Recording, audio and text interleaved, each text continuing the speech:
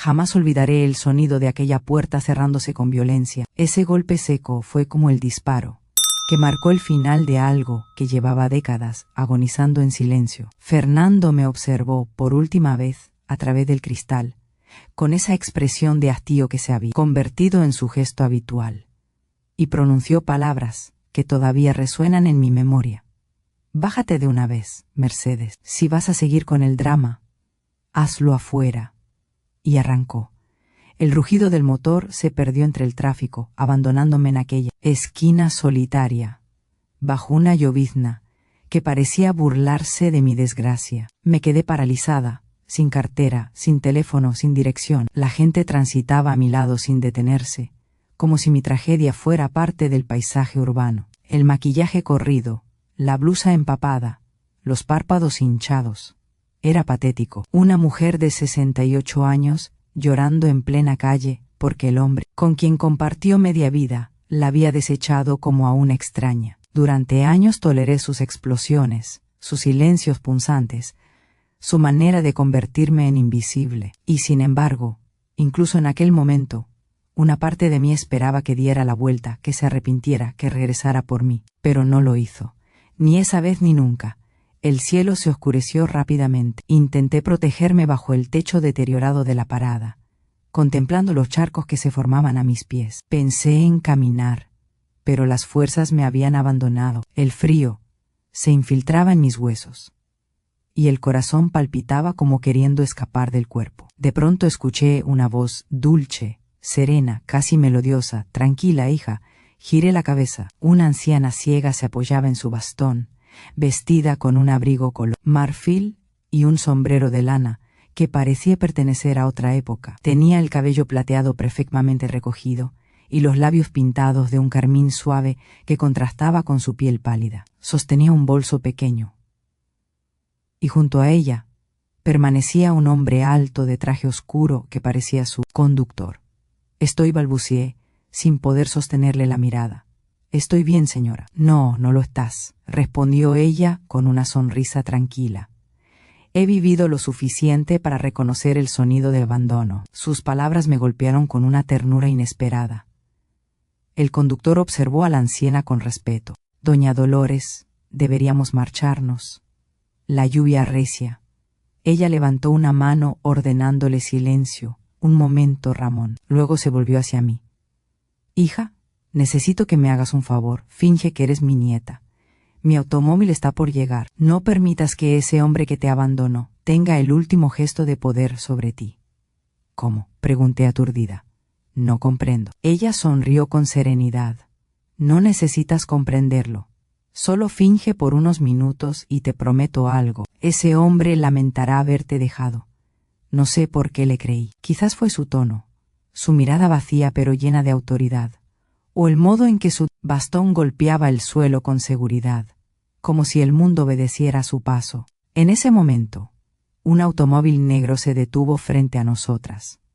El conductor abrió la puerta trasera. Doña Dolores, el vehículo está listo. Ella me tomó del brazo con suavidad. Su piel estaba tibia y su agarre sorprendentemente firme. Vamos, nieta, dijo. No te quedarás aquí esperando a quien no lo merece. Subí al coche sin entender nada. El asiento olía a cuero nuevo y a perfume costoso. Por la ventana divisé la figura de Fernando caminando hacia su auto estacionado más adelante. Parecía molesto, impaciente. Y cuando me vio subir al automóvil de aquella mujer elegante, su expresión cambió. Por primera vez en años lo contemplé desconcertado. La anciana giró la cabeza hacia donde él estaba, y sin necesidad de verlo, murmuró: a veces la vida tiene una manera muy curiosa de equilibrar las cuentas, querida. El coche arrancó. El limpiaparabrisas marcaba un ritmo lento y constante. Yo permanecía en silencio, sin saber si debía agradecer o preguntar quién era aquella mujer. Solo la observaba, intentando comprender cómo una desconocida ciega podía irradiar tanta fortaleza. Después de varios minutos de silencio, ella habló nuevamente. No te preocupes por tus pertenencias ni por el dinero. Esta noche dormirás bajo techo y mañana veremos si estás preparada para comenzar de nuevo. ¿Por qué me ayuda?, pregunté en voz baja. Porque una vez alguien hizo lo mismo por mí, respondió. Y porque cuando una mujer ha sufrido demasiado, puede reconocer el eco del dolor en otra. El coche tomó un camino que se internaba en una zona residencial. Las luces se volvían más escasas, las calles más amplias, hasta que divisé una verja de hierro forjado abriéndose lentamente. Detrás, una mansión antigua emergía bajo la lluvia, rodeada de árboles centenarios y un jardín que parecía un sueño suspendido en el tiempo. «Bienvenida a casa, Mercedes», dijo la anciana sin que yo le hubiera revelado mi nombre. Mi corazón se detuvo un instante. «¿Cómo conoce mi nombre?», pregunté casi en un susurro. Ella sonrió con un gesto tan suave como perturbador, porque el destino no se equivoca cuando coloca a dos mujeres en el mismo sendero. El coche se detuvo frente a una puerta de madera inmensa. Ramón bajó y abrió el paraguas. La lluvia golpeaba con fuerza el suelo. Mientras descendía del vehículo, sentí que cruzaba una frontera invisible. La puerta se abrió lentamente y una ráfaga de aire cálido con aroma a jazmín me envolvió. No lo sabía entonces, pero esa noche no solo estaba entrando en la casa de una extraña, estaba entrando en la historia que transformaría mi existencia para siempre. El aire olía a tierra mojada y a flores silvestres. La mansión frente a mí parecía extraída de otra época. Ventanas altas, cortinas de encaje, faroles de hierro que aún parpadeaban bajo la lluvia. Sin embargo, lo que más me estremeció no fue el tamaño del lugar, sino su quietud. Una calma tan densa que parecía observarme. Al cruzar el umbral, un calor suave me envolvió. El interior era un museo viviente.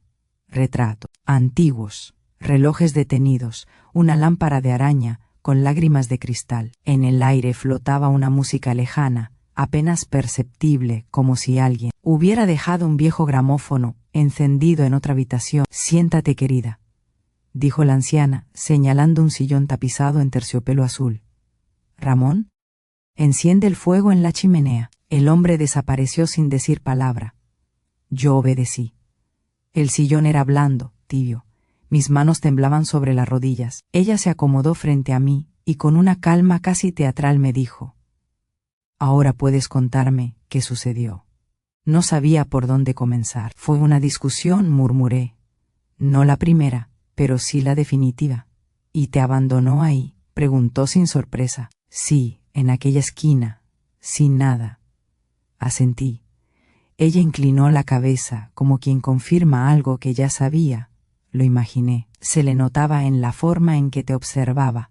¿Lo vio?, pregunté olvidando por un segundo su ceguera. Ella sonrió, y su sonrisa me inquietó. «No necesito ojos para ver, Mercedes.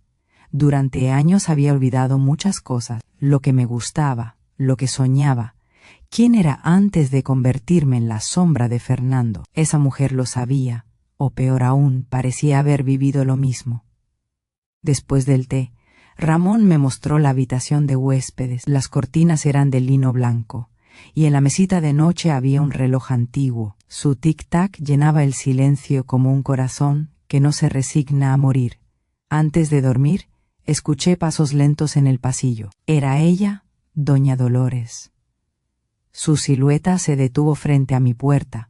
No entró, solo dijo: «No temas a la oscuridad, Mercedes. A veces es el único lugar donde uno vuelve a encontrarse». Desperté al amanecer. Por primera vez en mucho tiempo había dormido profundamente. Al bajar la encontré en el comedor, vestida de gris, perla con un collar de perlas antiguas. «Te ves mejor», dijo sin mirarme. El descanso hizo su trabajo. «Gracias, pero debo marcharme», dije.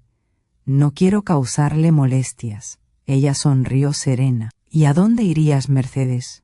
«No lo sé». «Entonces no puedes irte todavía. Nadie puede huir sin rumbo».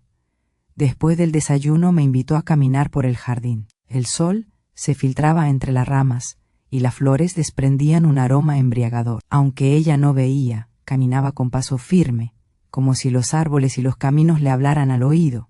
«¿Sabe?», dije sin poder contenerme. «Usted no parece necesitar a nadie». Ella rió suavemente. «Claro que necesito. Todos necesitamos, pero aprendí algo. Una cosa es necesitar compañía y otra muy distinta es necesitar permiso para existir. Nos detuvimos frente a una fuente, las gotas caían como un metrónomo. Los hombres como tu esposo, dijo con voz baja, creen que nos poseen, pero solo son dueños de su propio miedo. ¿Miedo? Sí. Miedo a la mujer que deja de temerles. De regreso a la casa me detuve frente a un gran espejo enmarcado en oro. Estaba cubierto por una tela blanca. ¿Por qué lo tiene tapado?, pregunté. Ella sonrió apenas. Porque hay cosas que solo deben mirarse cuando una está preparada. ¿Preparada para qué? Para ver la verdad sin quebrarse. Durante las semanas siguientes, doña Dolores me enseñó cosas que parecían simples, pero que escondían lecciones profundas. Caminar con los ojos cerrados, escuchar antes de hablar, confiar en la intuición. Una tarde, mientras tomábamos té en el jardín, me pidió algo que me dejó helada. Escribe una carta para Fernando, no para enviarla. Escríbela para soltar todo lo que nunca dijiste. Pasé horas frente a una hoja en blanco. Las palabras no salían, hasta que recordé su voz, gritando, sus desprecios, sus silencios. Y entonces la pluma empezó a moverse sola. Fernando, escribí, me hiciste pequeña, porque sabías que si alguna vez levantaba la cabeza, dejarías de ser grande. Me callaste, y lo lograste por años, pero el silencio también cansa. Y hoy, desde este silencio que ya no duele, te perdono, no por ti, sino por mí, porque no quiero que tu sombra siga viviendo dentro de mí. Cuando terminé sentí algo extraño, ligereza, como si al escribir me hubiera devuelto el aire que durante años me robó. Una tarde gris, cuando la lluvia caía suave sobre los ventanales, doña Dolores se sentó conmigo frente a la chimenea. Su rostro se veía más cansado que de costumbre. Mercedes, tengo que hablarte de algo, dijo con voz suave. No me queda mucho tiempo. Sentí un nudo en la garganta. No diga eso. No temas, me interrumpió. Todos tenemos una hora para partir y la mía se acerca. Pero antes de irme, quiero asegurarme de que aprendas lo más importante. La libertad no se mendiga, se toma. Se inclinó hacia mí y me tomó las manos. Quiero que prometas algo. Cuando ese hombre vuelva, porque volverá, no lo recibas desde el rencor, sino desde tu nueva fortaleza. Y si te pide perdón, no rechaces el perdón, pero tampoco lo confundas con reconciliación. El perdón sana, pero la dignidad no se negocia. Esa noche, al despedirnos, me acarició el rostro. Eres más fuerte de lo que crees, Mercedes. Lo único que te falta es mirarte sin lástima. Murió esa misma semana, en silencio, sentada en su sillón favorito, con una leve sonrisa en los labios, como quien finalmente descansa. Ramón la encontró al amanecer con una caja sobre el regazo y mi nombre escrito en una tarjeta. No lloré de tristeza sino de gratitud, porque me había devuelto lo más valioso que una mujer puede recuperar, su propia voz. Dentro de la caja encontré su testamento. La casa, las cuentas, las propiedades, todo estaba a mi nombre, y una carta que explicaba el misterio. Mercedes, si estás leyendo esto es porque ya aprendiste lo más importante. También encontré un diario antiguo. En sus páginas descubrí la verdad. Doña Dolores era hermana de mi madre, una hermana que la familia había borrado, desheredada por casarse con quien no aprobaban. Durante años había observado mi vida desde la distancia, esperando el momento adecuado para intervenir, y cuando me vio abandonada en aquella esquina, supo que había llegado la hora. Meses después, convertí aquella mansión en un refugio para mujeres, madres solas, víctimas de violencia, mujeres sin hogar. Le puse el nombre que ella siempre soñó, el refugio de la Aurora. Una mañana, Fernando apareció en la puerta. Estaba enfermo, solo, derrotado. Me pidió perdón con lágrimas en los ojos. No vine a hablar del pasado, le dije con calma. Vine a decirte que te perdono. Él bajó la cabeza. No merezco tu perdón. Tal vez no, pero lo necesitas más que yo. Cuando se marchó, el sol me dio en el rostro, y sentí que algo dentro de mí se cerraba definitivamente. El perdón no siempre es reconciliación. A veces es solo la manera más elegante de decir ya no me haces daño. Hoy, mientras contemplo el jardín lleno de mujeres que ríen, que sanan, que vuelven a creer en sí mismas, comprendo que el dolor puede transformarse en propósito, que las heridas, cuando se miran con valentía, se convierten en señales para las que vienen detrás. A veces, frente al espejo que ya no tiene velo, creo ver la silueta de doña Dolores sonriendo detrás de mí. Y entonces susurro: gracias, tía. Lo logramos, porque el destino tiene memoria, y cuando una mujer se levanta, las que estuvieron antes se levantan con ella. Si alguna vez te hicieron sentir pequeña, si alguna vez te convencieron de que tu voz no valía, mírate al espejo, ahí está tu respuesta. Mientras respires, tienes el derecho y la obligación de volver a empezar. Soy Mercedes Villanueva, y esta fue mi historia. Una historia que comenzó con un abandono y terminó con un despertar, porque a veces, para encontrar quién realmente eres, primero tienes que perder todo lo que creías ser.